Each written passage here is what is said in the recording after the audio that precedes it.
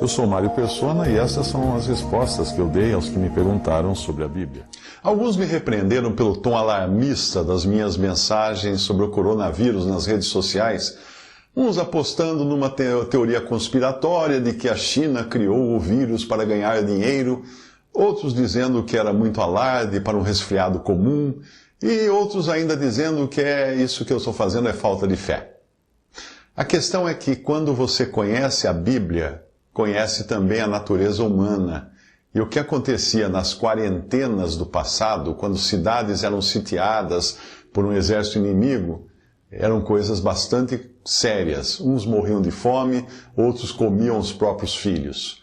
O ser humano pode até cantar das varandas da Itália, mas quando a água bate no queixo, ele invade o apartamento do vizinho e é capaz de matar para sobreviver. Foi assim muitas vezes na história de Israel e do mundo, como neste exemplo do cerco de Samaria, que você lê em 2 Reis na Bíblia. E sucedeu depois disso que Ben-Hadad, rei da Síria, ajuntou todo o seu exército e subiu e cercou a Samaria. E houve grande fome em Samaria, porque eis que a cercaram, até que se vendeu uma cabeça de jumento por 80 peças de prata, e a quarta parte de um cabo de esterco de pombas por 5 peças de prata. E sucedeu que, passando o rei pelo muro, uma mulher lhe bradou, dizendo: Acode-me, ó rei, meu senhor. E ele lhe disse: Se o Senhor te não acode, de onde te acudirei eu? Da eira ou do lagar? Disse-lhe mais o rei: Que tens? E disse ela: Esta mulher me disse: Dá cá o teu filho, para que hoje o comamos, e amanhã comeremos o meu. Cozemos, pois, o meu filho e o comemos. Mas dizendo-lhe eu ao outro dia: Dá cá o teu filho, para que o comamos, escondeu o seu filho. E sucedeu que, ouvindo o rei as palavras desta mulher, rasgou as suas vestes e ia passando pelo muro, e o povo viu que o rei trazia cilício por dentro sobre a sua carne. 2 Reis 6, 24 a 30. Era um estado de luto, de dor. No Brasil e em outros países, presos estão fugindo das cadeias ou sendo soltos, o que significa mais violência nas ruas com o efetivo policial reduzido quando o vírus atingir também suas fileiras. Eu vi a notícia de um ônibus sendo incendiado em São Paulo. Na China, onde a lei é rigorosa, qualquer desobediência civil é tratada na bala, resolve na bala. Mas não na maioria dos países, e principalmente aqui no terceiro mundo, Brasil, onde impera a lei de Gerson e não existe o respeito à autoridade. Ao cristão, a ordem é clara quanto ao modo de se comportar. Ouvistes o que foi dito, olho por olho e dente por dente. Eu, porém, diz o Senhor, eu, porém, vos digo que não resistais ao mal, mas a qualquer que te bater na face direita, oferece-lhe também a outra. E ao que quiser pleitear contigo e tirar-te a túnica, larga-lhe também a capa. E se qualquer te obrigar a caminhar 1 milha, vai com ele 2. Dá a quem te pedir e não te desvies daquele que quiser que lhe emprestes. Ouvistes que foi dito: amarás o teu próximo e odiarás o teu inimigo. Eu, porém, vos digo: amai a vossos inimigos, bendizei aos que vos maldizem, fazei bem aos que vos odeiam, e orai pelos que vos maltratam e vos perseguem, para que sejais filhos do vosso Pai que está nos céus. Mateus 5, 38 a 44. Então, se ao cristão não cabe o enfrentamento armado, como cabia aos israelitas, cuja esperança estava na terra e não no céu, nós temos uma outra estratégia de combate que envolve armas ainda mais poderosas do que espadas ou mísseis. Nós temos o Senhor ao nosso lado. Mas isso não significa tratar levianamente o perigo, e sim precaver-se contra ele, estar preparado.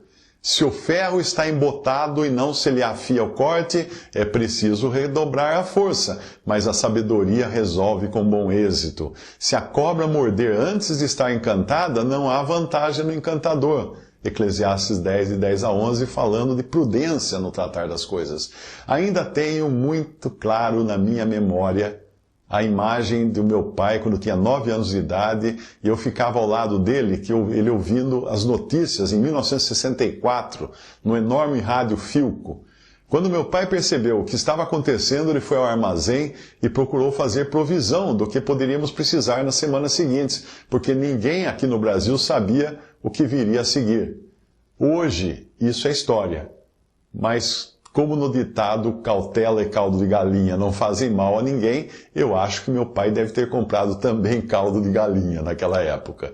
Eu não sou pessimista, eu sou realista e com total confiança no Senhor. E digo isto porque um crente nunca deve temer a morte ou tempos difíceis, mas deve ser prudente para não comprometer a si mesmo e prejudicar sua família e seus semelhantes. Mas da mesma Bíblia que me dá a certeza da salvação eterna pela fé em Jesus, eu aprendo que o prudente prevê o mal e esconde-se, mas os simples passam e acabam pagando. E Davi se conduzia com prudência em todos os seus caminhos, e o Senhor era com ele. Provérbios 22, 3 e 1 Samuel 18, 14. Ora, acaso não foi com prudência que José no Egito atendeu a direção do Senhor e armazenou comida nos 7 anos de vacas gordas e de prosperidade para poder salvar o país e muitos outros povos da fome nos 7 anos de vacas magras e carestia? Você pode ler a história toda, está lá em Gênesis 41. E todas as terras vinham ao Egito para comprar de José, porque a fome prevaleceu em todo o mundo. Gênesis 41, 30 e 57. O mesmo exemplo de prudência nós vemos no conselho dado por Paulo aos seus captores quando o navio em que viajavam estava prestes a naufragar. Leia o capítulo 27 de Atos, você vai encontrar isso também. Portanto, é perfeitamente cabível para um cristão estar atento aos riscos, providenciar soluções e avisar as pessoas do perigo. Ou ele mesmo, o cristão, será tido por responsável e leviano. Antigamente, os formadores de opinião de hoje, eram chamados atalaias, que o dicionário hebraico define como alguém que toma cuidado, olha ao redor, vigia, observa, presta atenção. Quando eu atuo como influenciador digital, dando às pessoas dicas de negócios e principalmente levando o evangelho por meios eletrônicos, é porque eu disponho de um posto de observação privilegiado, que me permite enxergar o que outros talvez não tenham enxergado, e me permite ser capaz de comunicar isso com muitas pessoas. Quando foi inventada a luneta, os comerciantes venezianos eram, por assim dizer, atalaias, só que para si mesmos, porque eles construíam altas torres, você encontra ainda essas torres altas lá em Veneza, e usavam lunetas, não para observar a lua, mas, por assim dizer, prever o futuro. De lá de cima da torre, com a ajuda da luneta, ele podia identificar que mercadoria iria chegar, porque ele enxergava antes de todos os outros os navios que chegavam das Índias. E pelas bandeiras eles sabiam qual seria a carga. Com isso, eles podiam descer da torre correndo e especular no mercado de especiarias antes de os navios chegarem no porto, pois eles sabiam que os preços iriam despencar. Eles faziam como fazem os investidores hoje, principalmente pensando em si mesmos. Mas um atalaia em Israel devia pensar no bem-estar de todo o povo e seria considerado omisso se, sabendo do perigo, não soasse a trombeta. Entenda que perigo pode ser tanto o mais grave de todos, que é o do pecado, que leva o homem sem Cristo à perdição e à morte, como também o de uma epidemia, que poderá trazer consequências ruins se as pessoas não se prevenirem. Nesta passagem de Ezequiel 3, 17 a 21, o profeta é avisado pelo Senhor que foi colocado como atalaia para alertar o povo de Israel dos seus maus caminhos. Ali diz assim: Filho do homem, eu te dei por atalaia sobre a casa de Israel, e tu da minha boca ouvirás a palavra e avisá-los-ás da minha parte.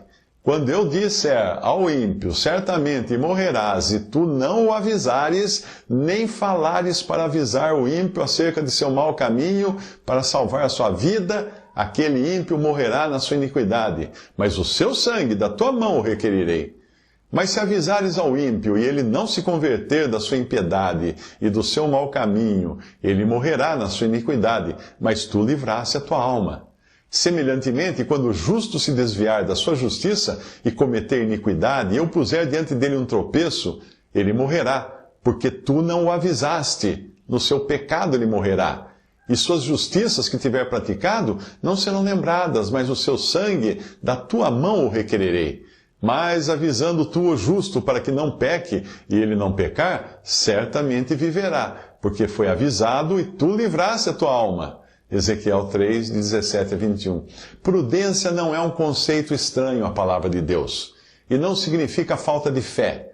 Pois continuamos a edificar a casa e a guardar a cidade, porém sabendo que de nada adiantará fazer isso se o Senhor não edificar e guardar.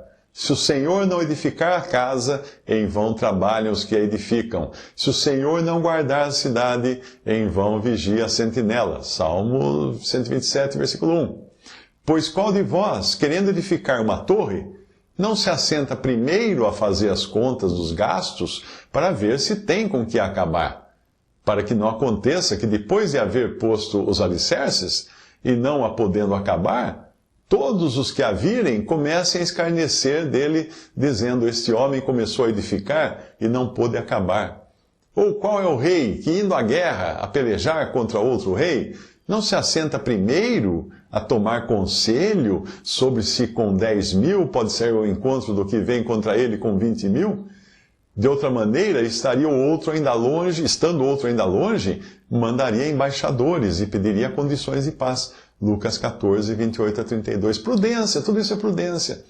Em tempos difíceis, trabalhamos de sobreaviso, como os judeus que voltaram do exílio para reedificar Jerusalém, e eles tinham a espada ao alcance da mão. Como cristãos, nós devemos dar exemplo de prudência de pessoas adultas na fé, não de inconsequência pueril. Veja a passagem, os edificadores, cada um trazia a sua espada cingida aos lombos e edificavam. E o que trocava a trombeta estava junto comigo, Neemias 4:18. Então, se você está pensando em abastecer sua despensa e se preparar para o que der e vier, sugiro que antes tenha a certeza de estar bem alimentado com o pão que veio do céu, que é Jesus. Sem isso, você estará desesperado, como muitos que estão vendo anos de investimento escoarem pelo ralo das quedas da bolsa e pela falência do sistema econômico mundial. Tenha também a certeza de estar bem protegido e pronto para o combate, seguindo as instruções que a palavra de Deus dá para o salvo, listando em Efésios 6 as armas e equipamentos que você deve ter em toda ocasião, e lembrando sempre da demonstração de 2 Coríntios 10, de 3 a 5, que diz assim, que andando na carne não militamos segundo a carne, porque as armas da nossa milícia não são carnais, mas sim poderosas em Deus para a destruição das fortalezas, destruindo os conselhos e toda altivez que se levanta contra o conhecimento de Deus e levando cativo todo o entendimento à obediência de Cristo. Agora pegue lápis e papel que vou dar uma lista das armas e equipamentos para você ter em mãos o tempo todo, não só em tempos de epidemia. Vamos lá? Sede fortalecidos no Senhor e na força do seu poder. Revesti-vos de toda a armadura de Deus para poderdes ficar firmes contra as ciladas do diabo. Porque a nossa luta não é contra o sangue e a carne, ou seja, contra pessoas, e sim contra os principados e potestades, contra os dominadores deste mundo tenebroso, contra as forças espirituais do mal nas regiões celestes. Portanto, tomai toda a armadura de Deus para que possais resistir no dia mau e depois de terdes vencido tudo, permanecer inabaláveis. Estai, pois, firmes, cingindo-vos com a verdade, vestindo-vos da couraça da justiça, calçai os pés com a preparação do evangelho da paz, embraçando sempre o escudo da fé, com o qual podereis apagar todos os dardos inflamados do maligno. Tomai também o capacete da salvação e a espada do Espírito, que é a palavra de Deus, com toda oração e súplica, orando em todo o tempo no Espírito, e para isto vigiando com toda perseverança e súplica por todos os santos. Efésios 6, de 10 a 18. Visite respondi.com.br.